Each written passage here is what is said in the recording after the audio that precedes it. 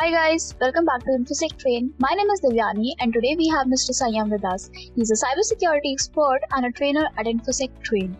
Hi Sayam, how are you doing? Hi Devyani, I'm good, thank you. What about you? I'm also good, thank you. So Sayam, there are a lot of cyber attacks going around us and we hear something called incident response associated to these attacks. Could you provide us a brief understanding of this topic? Sure, why not?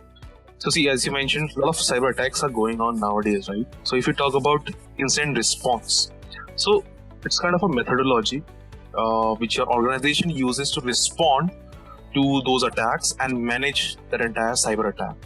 So, an attack or your data breach, they can cause a great damage to your customers, your intellectual property of a company and their resources or their even brand value as well, right?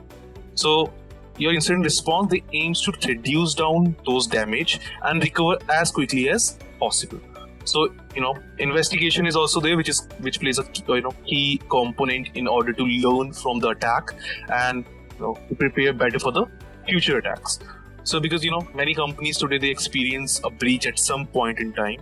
So a well-developed and repeatable incident response plan is the very best way to protect your company. So if you talk about incident response, in short, it means investigating the alerts which are generated or produced by our monitoring systems like your SIM solutions. And these are the issues which are reported by the users as well. So this activity of incident response, this is actually guided by your policies and your procedures, and then they are assisted with various different technical controls. So incident response, it is a critical security function and it plays a very large part of your work as a security professional will be taken up with it. Okay. And what are the 6 phases of incident response? True. So your incident response, it has a life cycle of it. So different phases are there.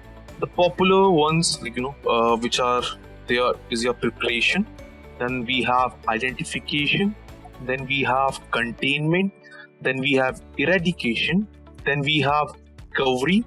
And at the end, we have lesson learned. Okay. So to explain those 6 phases, like preparation, as the name suggests itself, it makes the system resilient to attack in the very first place. So we are preparing so that we can protect our, the assets and organization from those cyber attacks in the very first place. So it will be including hardening your systems, writing policies and procedures, and setting up a good communication line, or you can say confidential line of communication. Then we have identification.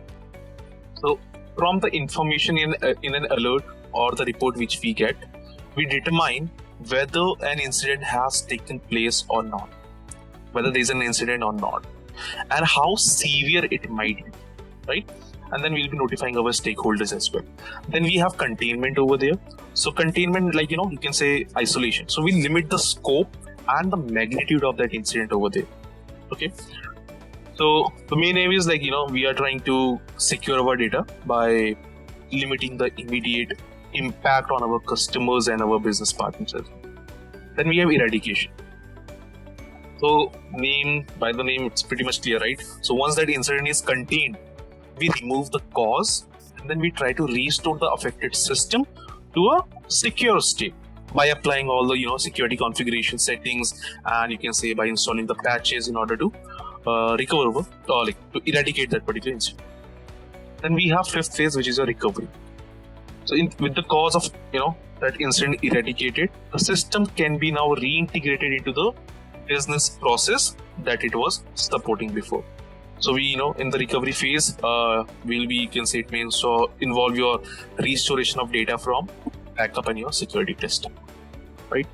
At this phase, we can say your systems, they should be closely monitored, the affected one. It should be closely monitored for a period of time so that we can detect or prevent from any reoccurrence of the attack over there. And at the end, we have the lesson learned. So here we analyze the entire incident responses and we try to identify whether the procedure system could be improved or not. Proper documentation will be there, right? So you can say output of this phase, it's kind of a feedback which we'll be getting, and then we'll be going back to a step 1, which is the preparation. So, the output of this phase will be input for your preparation. Then we'll be, defining new policies, procedures if required, new security controls if required. And that will be a lesson learned. So these are your 6 phases of your incident response. Okay, thank you very much, Sayam. So guys, if you want to know more about incident response, you can check out our courses at www.infosectrain.com. See you guys in the next video. Till then, bye bye. Take care.